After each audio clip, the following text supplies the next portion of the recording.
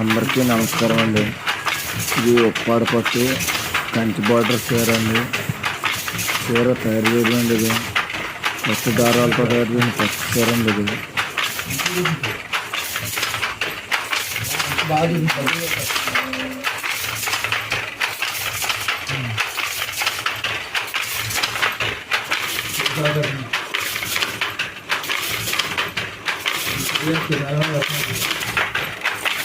అందరికీ నమస్కారం అండి. చేనేత వస్త్రాలను ధరిద్దాం, చేనేత కార్మికులను కాపాడదాం.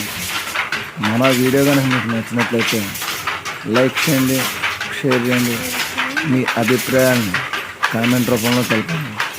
Please subscribe. జై హింద్.